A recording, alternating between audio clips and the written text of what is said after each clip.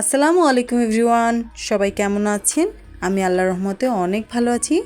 নতুন দিনে নতুন সকালের নতুন একটি ব্লগে আপনাদেরকে স্বাগতম জানাচ্ছি। সকালটা ফুলের স্নিগ্ধতা দিয়ে শুরু করলাম। আমাদের বাসার নিচে এরকম অনেক সুন্দর সুন্দর গাছ লাগানো আছে।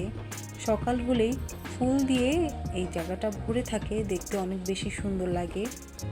মেয়েকে স্কুলে দিয়ে আসার পর রান্নার কাজে শুরু করলাম, যেহেতু সকালে নাস্তা করতে হবে।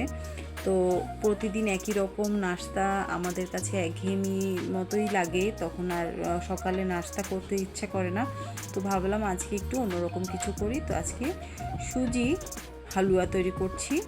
যেহেতু আমি আর আমার হাজব্যান্ড খাবো, তো আমি অল্প করে একটু সুজির হালুয়া তৈরি করে নিচ্ছি।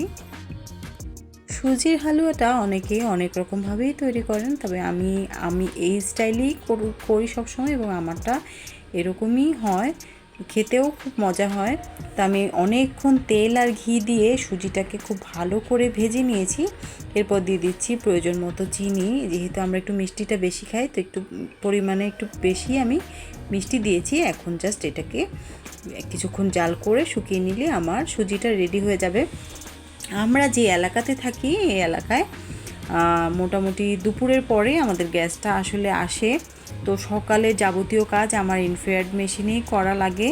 তো আমি রুটিটা ফ্রোজেন করে রেখেছিলাম। আমি তো আগে আপনাদের সাথে অন্য একটি ব্লগে শেয়ার করেছি যে আমি বেশি করে রুটি বানিয়ে ফ্রোজেন করে তারপর রেখে দিই, তাহলে আমার সকালে দেখা যায় যে অনেক চাপ থাকে, সেক্ষেত্রে আমার অত একটা চাপ লাগে না। সকালে উঠে শুধু রুটিটা ভেজে নিলে আমাদের আর সাথে অন্যান্য যা কিছু, তাতেই আমাদের সকালের নাস্তাটা কমপ্লিট হয়ে যায়।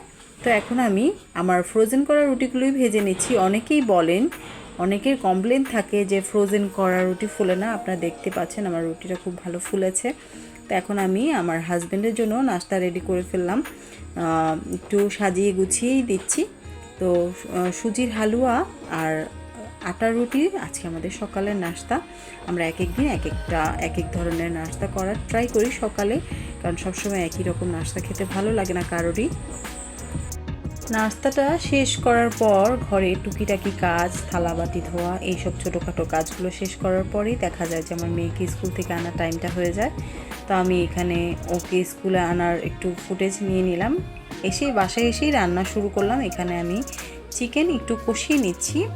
আমার বাচ্চারা খুব চিকেন খেতে পছন্দ করে, তো ওদের জন্য রান্না করতে হয়। আবার আমার হাজব্যান্ডও খুব পছন্দ করে, তাই একটু চিকেন রান্না করে নিচ্ছি। আমি অবশ্য সবসময় এই মুরগির মশলাটা ইউজ করি না, মাঝে মাঝে যখন একটু টেস্ট চেঞ্জ করার দরকার পড়ে তখন আমি এই মুরগির মশলাটা ইউজ করি।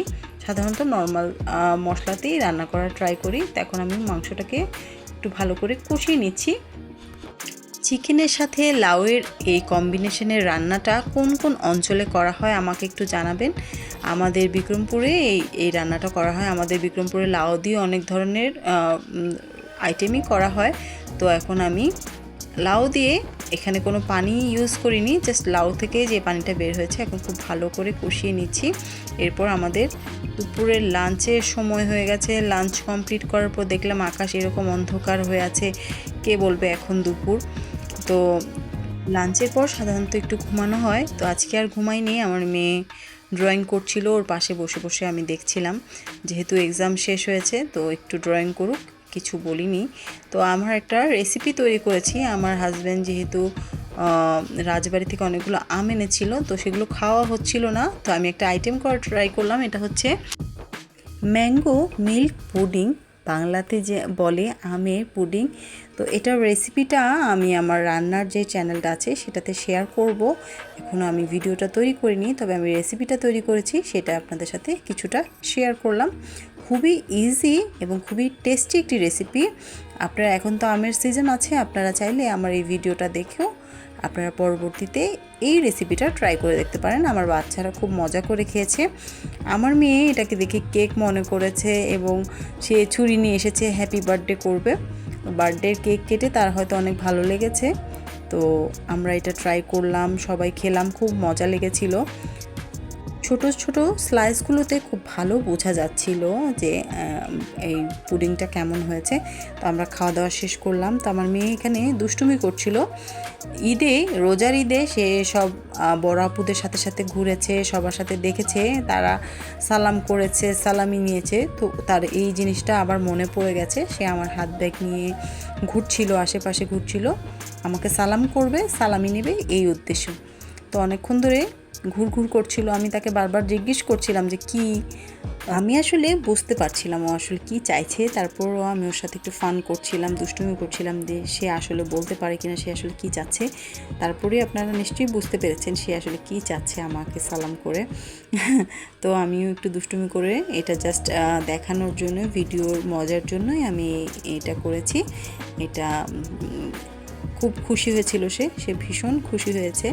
টাকার অঙ্কটা ও তো বোঝে না, কিন্তু ও টাকা পেয়েছে, সালামি পেয়েছে, এটাতেই সে খুশি হয়ে গেছে।